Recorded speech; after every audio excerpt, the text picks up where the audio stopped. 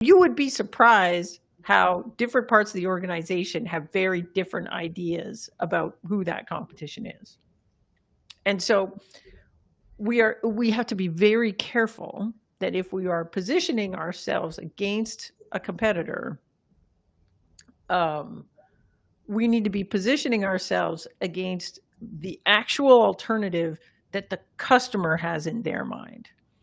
So what we often get in tech is if I Googled it, I can find a long, long list of competitors that actually look a lot like me. I can pull out the Gartner Quadrant or the Lumascape, or I can go on G2 Crowd or whatever and look at that thing and say, oh my gosh, there's 25 companies in here. I got a position against all of these. How do I do that?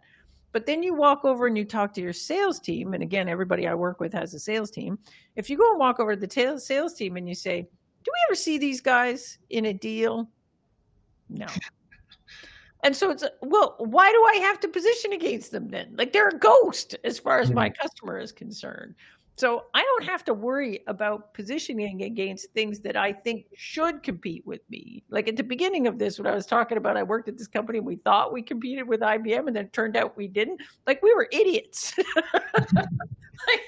If we had just talked to sales would have said, dudes, we never see them in a deal. But their product looked just like ours. They said the same thing as us. We kind of had this idea, like, if we're not competing with them now, we're gonna. But the future never happened where we competed against them.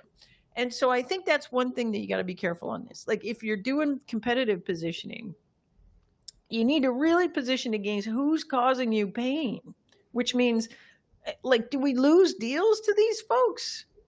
Are these folks making it to the later stage of a deal? And if they're not, we don't have to worry about them. Yeah. Now, then, and then what you'll get is your product management on the team. They'll say, trust me, they will, April. They're coming. They're coming for us. I've been reading their stuff and, following them around and fully smoking their marketing. And they're going to get us like next year. And the answer to that is, okay, man, if they do come to get us next year, then we're going to adjust the positioning to account for that next year. But for a lot of these folks, they never show up. They look like they should, but they never do. So we have to stay in our positioning very oriented around why pick us versus the other guys. And the other guys are in the minds of customers, not who we think should compete with us or who could compete with us, but who actually does. Who ends up on a short list? Who does a customer list? Who causes us pain? Who do we actually lose deals to? And then we're going to jiu-jitsu against them.